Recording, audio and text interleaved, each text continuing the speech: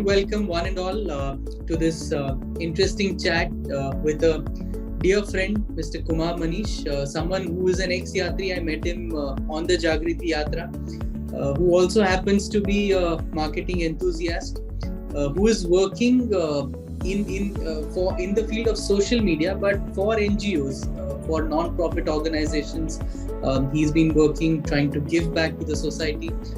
Someone who has a great following on Twitter, has managed to make a brand out of himself, and someone who's a true blue Gujarati. So welcome, sir. Welcome to the conversation.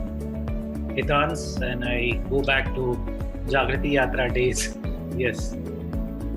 Right. I just wanted to start out by asking you about, what is it that you're currently doing? You mentioned about NGOs working in the social media space with them. If you can just tell us a little about that. Yes. So of course, my name is Kumar Manish. I'm pretty much active on social media platforms, especially on Twitter and LinkedIn. I have been a journalist in past, and then I moved into development sector, and then I have been for the last 15 years. I am this sector, working with national, international organization, and one of the things which is very much passionate about is communication, advertising, marketing, social media.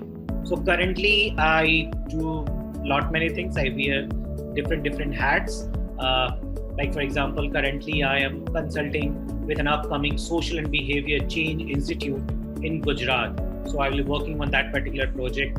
In addition to that, I am also running my own consultancy called Communicate Karo, which is basically a social communication organization where we help non-profit organizations, especially how to leverage the power of communication, how to leverage the power of social media to present themselves on online space and also offline space, so that they can communicate effectively to their target audience.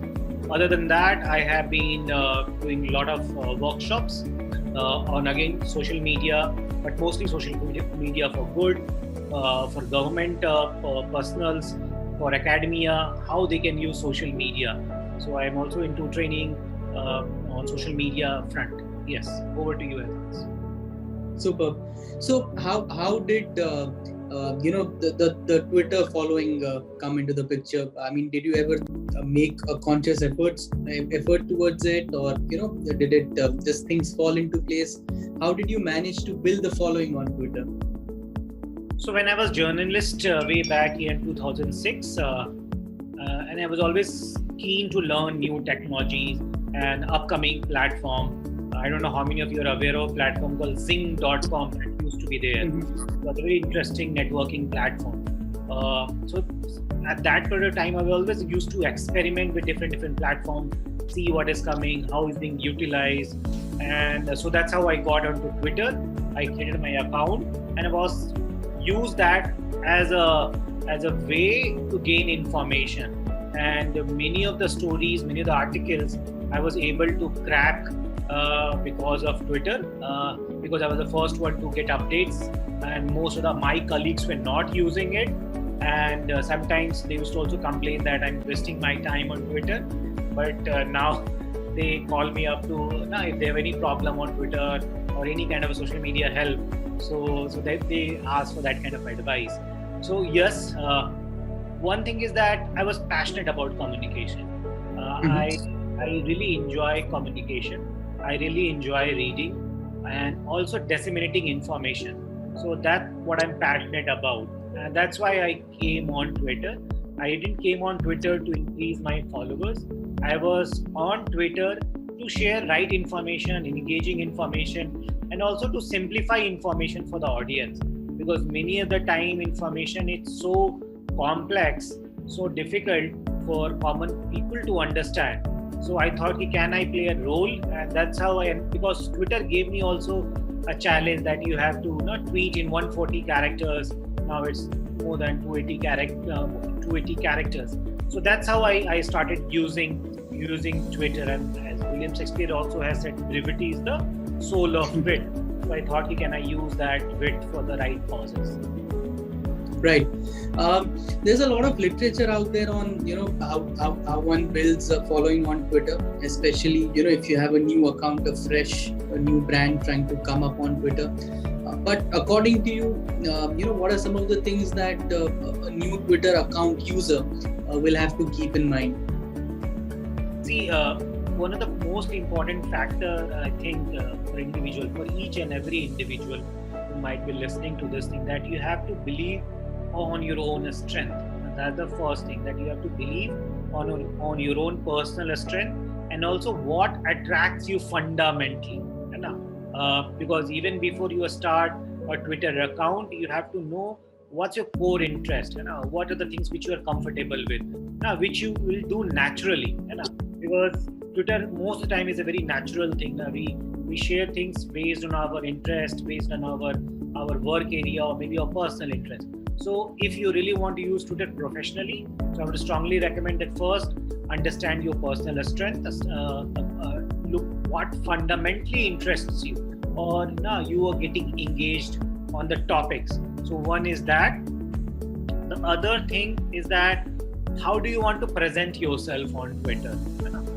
Because again, what you tweet, what you retweet, what you reply, it will be able to build your personal brand on Twitter. Whether you make a conscious choice to maintain it or whether you don't, there is going to be a personal brand of yours on Twitter.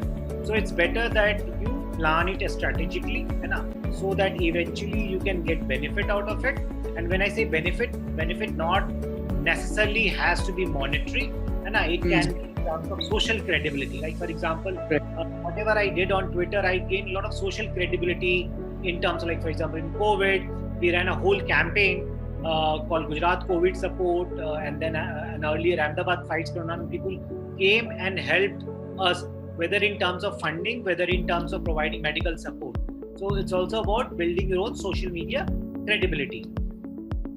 So again, and also what do you want the world to know about you? And that can be strategically done. So these things, if you consider before going there, then you have clarity, and then of course you will enjoy the experience, because again, Twitter is a very overwhelming platform. So if you can take these steps, then it's good that you will acclimatize to the platform. You will also need to understand what kind of accounts you will be starting to follow, like whether, like for example, if you're interested in advertising industry, so you have to start following the account which regularly tweets on advertising industry. You have to always converse on advertising industry, whether you are sharing your thoughts. Thoughts can be your personal learnings, thoughts can be also from your peers, from your mentors, from which you have learned and you want to share with your general audience. So that kind of a thing. So try to find those sectors and then start talking about it, and also look at the right time also, when you can start the conversation. Like today, Twitter also have a Twitter Space feature. It's a very interesting, very powerful feature which you can utilize to maybe especially do a Friday session on advertising, something like that. For 1 hour, you come and talk about advertising. You bring other interesting people to come be a part of the conversation. So you have to look at how you can create a pipeline of your content for the Twitter platform. Right. A lot of brands would also think of promoting their content. Are you personally in favor of pushing that content out there? Are you a traditionalist who would believe in creating a lot of content and for it to find its own sort of traction organically? Where do you think might lie the sweet spot? So I think we have to find a balance, and basically, of course, I love to create content because there is no any other way. You have to create content. Create content or also curate content. As I mentioned earlier, also there's a lot of overflow of information. There's a lot of content is already there. So how you can curate content for your audience? So that is good thing. At the same time, how you can create interesting content for readers. Like I feel people doing Twitter thread on different topics, and those are very nicely done. now that also become a very powerful tool, and people are creating content around Twitter thread. So how you can create content from your own domain in Twitter thread, get more deeper into the subject, because those things have a lot of value to it. You can also use photos. You can also use videos, because the visual content is also playing very, very important role. Even if you have your own brand, and if you want to talk about your brand, I think ideally it should not be at your face, because if you talk too much about your brand, there is a something disinterest from your users. Like we have a good example of Anand Mahindra. So of course he talks about his brands, but the way he talks is completely in a different way. It's a subtle kind of way of talking about the brand, or sharing a stories which is about the brand, shared by someone else, other individual. At the same time, we also seen the crisis communication of Mahindra, where a person was denied entry to a store, and then how quickly they did a crisis communication, reacted to that, and then they gain positive feedback from the users. So you also have to look at those opportunities. So it's good if you don't talk too much about your brand. Your content should ideally reflect your brand values actually. So what you talk should actually speaks the value which your brand espouses. So that basically will create good credibility and also good brand connection. So at the same time, you also have to build your own brand, because if you're able to build your own brand as an individual brand, your own organization will automatically get benefit out of it. Right. Just like you mentioned, Mr. Anand Mahindra, some of the brands or some of the individuals that you feel use Twitter the best, if I ask you that, what names come at the top of your mind? So one, again, Anand Mahindra, then Mr. Goenka, and of course they have a mix of a lot of content, because they have a lot of audience to cater to. So again, they are into different domains. Contents coming up, something they also share WhatsApp forward, sometimes which I don't like, but yes, because they have so much of following and they need that kind of churning of content. So one is that I like Elon Musk, the way he uses Twitter. Again, he's on the extreme side, but he uses in a different way altogether. Twitter. By the way, today he's just put out a notice saying he's willing to buy Twitter. Yes, and he has quoted a budget of $41.4 billion US, and he has said that if you're not going to accept this offer, then I might sell my share also. Right. And so he talked about, there's also a person called Elsa De Silva, C from Red Dot Foundation, and how does C uses Twitter for own personal branding. So he talks about safe city issues, women's safety, mental health. Dr. Shruti Kapoor, I also see her actively using Twitter on the causes which they are working on. Or like, for example, again, an NGO called NGO Protsahan, and they are working with children and trying to end violence against children. So how they are using content, sharing stories from the field and their journey. So they basically connect other individuals. Can be also Zomato founder Dipender Goyal, how he used. So you also have to see that how they are using. So they have also become a very strong brand ambassador for their own organization, because people follow them and they also follow their organization handle. So there is already an opportunity which individuals should actually latch onto it. Because it can make and break in the current time period. Right. Perfect. So your message to young advertising professionals, if you had to say something to them, what would it be? So again, advertising has changed over the years. Like, for example, earlier only used to be a print media, then TV media, and then came hoardings and all. Today we are into digital space. So I think we have to be very innovative.